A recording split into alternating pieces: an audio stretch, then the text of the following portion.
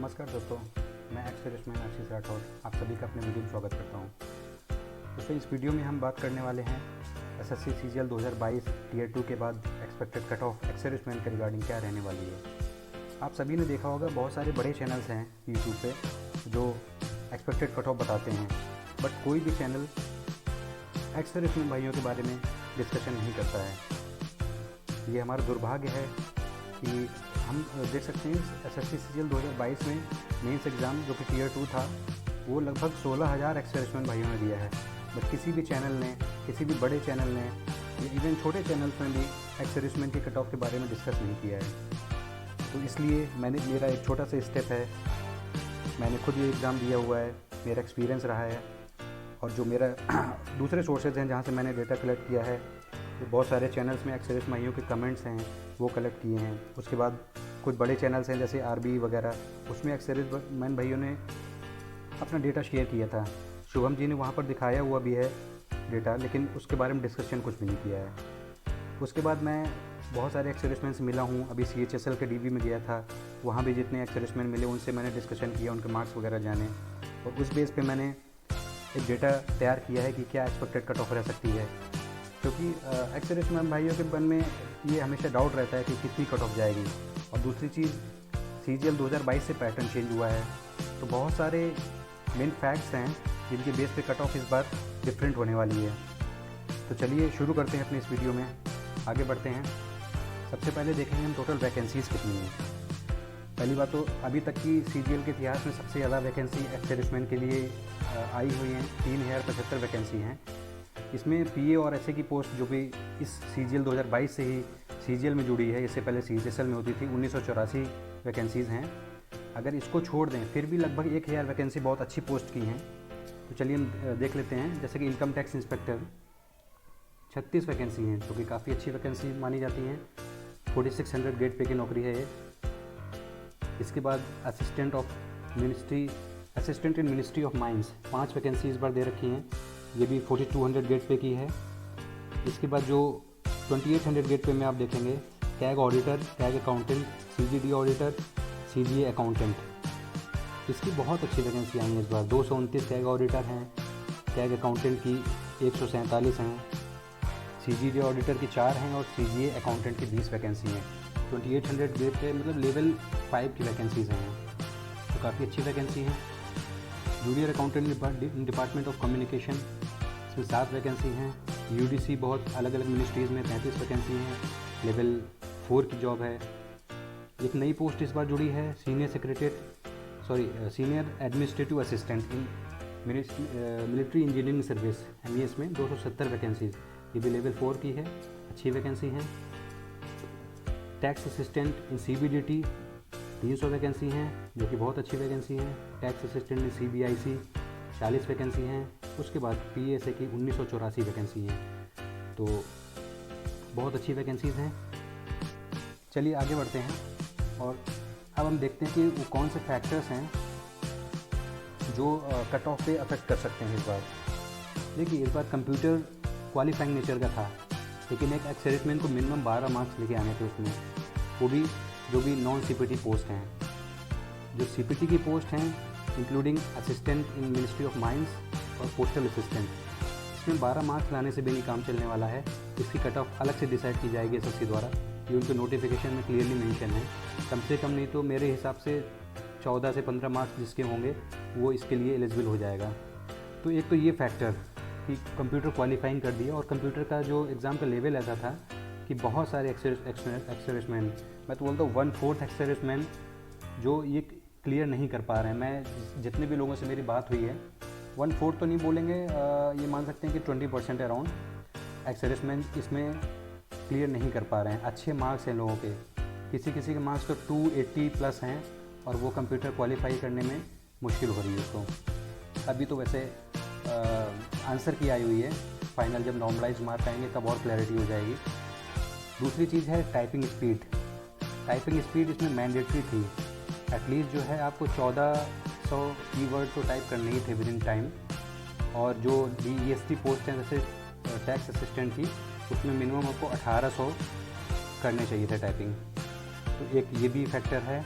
रहेगा। जो एक्सेलरेशन भाइयों की, बहुत से एक्सेलरेशन भाई टाइपिंग पूरी नहीं कंप्लीट कर पाए हैं, और जिन्होंने किया भी है तो उनकी बहुत सारी मिस्टेक्स हो सकती हैं, तो इसमें भी काफ़ी एक्सेलरेशन भाई बाहर हो जाएंगे। तीसरा एक फैक्टर और है, डॉक्यूमेंट वेरिफिकेशन के बारे में कोई भी क्लैरिटी नहीं दी है एसएससी ने कि वो कैसे कराएगा। हाँ, ये ज़रूर बताया है कि यूज़र डिपार्टमेंट कराएगा, ठीक है, बट जैसे पहले होता था कि रिजल्ट फाइनल आने से पहले डीवी में जाते थे, डीवी में कई बंदे स्किप कर देते थे, उस बेस पे फिर फाइनल मेरिट आती थी। बट इस बार कुछ ऐसी क्लैरिटी नहीं दी है, क्योंकि डिपार्टमेंट कराएगा, एसएससी नहीं करा रहा है, तो इससे भी कुछ कट ऑफ पे फ़र्क पड़ने वाला है। हो सकता है कि कुछ ऐसे बंदे हैं जो अभी भी सर्विंग हैं और एलिजिबल नहीं हैं, और वो भी उन्होंने एग्ज़ाम दिया, मेंस एग्ज़ाम दिया, उनके अच्छे मार्क्स हैं, वो ज्वाइन हालांकि नहीं करेंगे, लेकिन फिर भी उनको जो है कट ऑफ में शामिल किया जाएगा, और वो कहीं ना कहीं कट ऑफ को इंक्रीज़ कर सकते हैं थोड़ा बहुत, जिससे कि जो एलिजिबल कैंडिडेट हैं, जो 2 बार 3 बार से ट्राई कर रहे हैं बट नहीं हो पा रहा है, और इस बार चांसेस हैं उनके अच्छे होने के, तो वो कहीं ना कहीं फ़र्क डालेगा कि कट ऑफ थोड़ा सा फ़र्क पड़ सकता है, क्योंकि रिपीटर्स हैं, कहीं पे नौकरी ज्वाइन भी कर लिया उन्होंने, लास्ट अभी 2020 में भी ज्वाइन किए हैं, 2021 का रिज़ल्ट आ गया है, बट वो भी उन्होंने भी एग्ज़ाम दिया है, और हो सकता है उनको डिज़ायर्ड पोस्ट ना मिले, लेकिन वो भी एक बार अगर मेरिट लिस्ट में आ गए तो कहीं ना कहीं वो कट ऑफ पे असर डालेंगे ही। तो ये कुछ फैक्ट्स हैं जो अफेक्ट कर सकते हैं कट ऑफ पे। चलिए आगे बढ़ते हैं। आप हाँ, ये नोटिफिकेशन आया हुआ था, आप देखेंगे इसमें क्लियरली मेंशन है कि डॉक्यूमेंट वेरिफिकेशन जो है यूज़र डिपार्टमेंट कराएगा, उसके बाद प्रेफरेंस फॉर्म ऑनलाइन भरे जाएंगे, बट पूरी तरह से क्लैरिटी नहीं है अभी इस बारे में। तो चलिए जैसे जैसे चीज़ें होंगी, अभी मिशन मोड पे रिक्रूटमेंट हो रहा है, ये तो आप देख ही रहे हैं, बहुत तेज़ी से रिजल्ट आ रहे हैं। तो चलिए आगे बढ़ते हैं। अभी ये देखिए, मैं आपको एक डेटा दिखाने वाला हूँ, जो कि ये मैंने स्लाइड कॉपी की है, इसका क्रेडिट देता हूँ मैं शुभम जी को, जो आरबी चैनल से हैं। एक्स-सर्विसमैन भाइयों का एक डेटा उन्होंने शेयर किया था, बट इसके बारे में डिस्कशन उन्होंने कुछ भी नहीं किया। देखिए जो डेटा आया है उनके पास में, वो 320 मार्क्स से ऊपर 2 एक्स-सर्विसमैन हैं, 310 से ऊपर 7, और देखेंगे 280 से ऊपर 37। तो जिस तरह से वैकेंसीज़ हैं, इनकम टैक्स इंस्पेक्टर की 36 वैकेंसी हैं, तो कहीं ना कहीं देखिए 280 के ऊपर ही 37 बंदे यहाँ पे हैं। तो इसमें मान लें अगर 2-3 बंदे ऐसे भी होंगे जो टाइपिंग में या फिर कंप्यूटर के एग्ज़ाम में क्वालिफाई नहीं कर पाएंगे, फिर भी लगभग 30 से 35 बंदे ऐसे होंगे जिन्होंने 280 से ऊपर मार्क्स लाए हैं। कुछ ऐसे भी होंगे जिन्होंने इसमें पार्टिसिपेट नहीं किया होगा। तो इस बेस पे हम थोड़ा सा अंदाज़ा लगा सकते हैं कि कट ऑफ कहाँ रहने वाली है, ठीक है। तो आगे हम इस बारे में बात करेंगे। तो इस तरह से ये इन्होंने काफ़ी अच्छा डेटा दिया हुआ था, आप इस स्लाइड में देख भी सकते हैं, अपना अनुमान लगा सकते हैं कि आपके मार्क्स कहाँ पे हैं। लेकिन जैसे 230 मार्क्स से ऊपर 140 बंदे इसमें शो रखे हैं। तो इस तरह से देखेंगे 100 से ऊपर सबसे ज़्यादा जो रेंज है वो 130-40 से लेके और 170-80 के बीच में सबसे ज़्यादा रेंज है एक्स-सर्विसमैन भाइयों की, इतने मार्क्स वो लेकर आ रहे हैं। तो चलिए आगे बढ़ते हैं। अब फाइनल हम लोग कट ऑफ के बारे में बात कर लेते हैं। जहाँ तक मेरा अंदाज़ा है, इनकम टैक्स इंस्पेक्टर की 275 से ज़्यादा जिसके नंबर होंगे उसके बहुत अच्छे चांसेस हैं।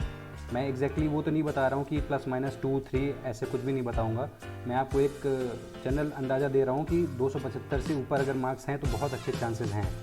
देखिए इतने फैक्टर्स हैं, ये पहली बार इस पैटर्न में एग्ज़ाम हुआ है, तो इसमें कुछ भी कहा नहीं जा सकता है, अप डाउन हो सकता है।